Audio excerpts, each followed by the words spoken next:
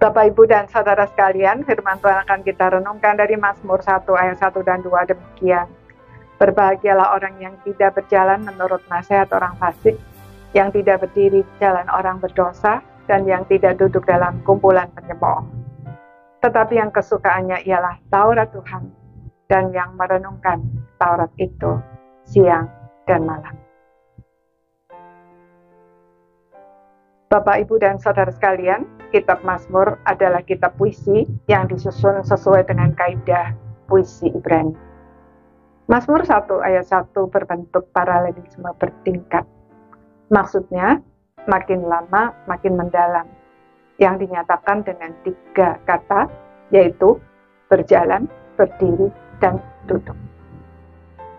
Dalam hal ini berbicara mengenai perbuatan dosa, yaitu nasihat orang fasik, jalan orang berdosa, dan kumpulan pencemooh. Pada umumnya, orang tidak secara tiba-tiba dibelenggu dosa, melainkan hasil dari sebuah proses yang tidak disadari.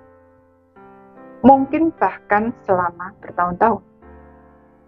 Sebuah pelita hanya sebagian kecil dari sumbunya yang tercelup ke dalam minyak.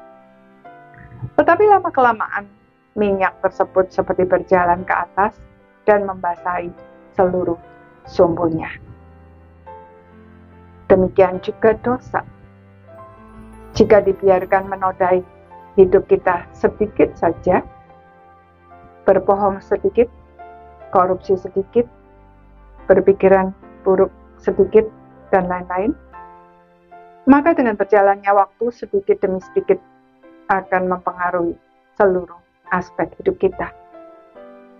Maka tidak heran jika ada orang yang nampak baik, tiba-tiba bisa melakukan kejahatan besar, bahkan membunuh orang, dan setelah membunuh pun tidak merasa bersalah.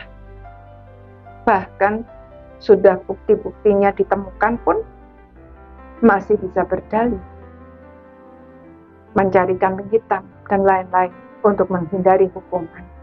Dan kalau bisa, menjaga citra tetap baik di mata orang lain. Celakalah orang yang demikian, sebab berarti dia menutup pintu anugerah keselamatan bagi dirinya sendiri. Sebab tidak ada pengampunan dosa bagi orang yang tidak mau mengaku dan bertobat. Padahal Tuhan Yesus sudah mati di salib justru untuk menebus kita dari dosa. Alangkah tragisnya, bukan? Karena itu, jangan biarkan satu titik kecil dosa pun masuk ke dalam kehidupan kita. Tetapi jika sudah terlanjur masuk, segeralah akui dan bertobat sebelum terlambat. Sebab pintu anugerah terbuka hanya selama kita hidup di dunia ini, yang kita tidak pernah tahu kapan akan berakhir. Maka berbahagialah orang yang tidak mendengarkan nasihat orang fasik dan melakukannya, tidak berbagian dalam kelakuan orang berdosa, dan tidak ikut-ikutan hidup seperti para pencemooh. Namun bukan berarti kita harus menghindari mereka sama sekali.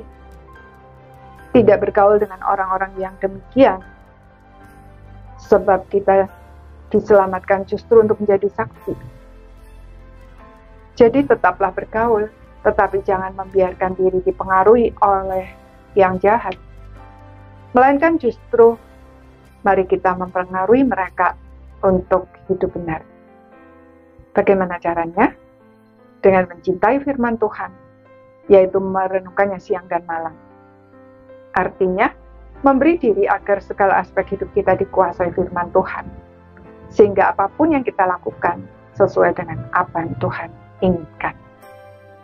Jika firman Tuhan menguasai seluruh aspek hidup kita, maka tidak ada tempat lagi bagi dosa.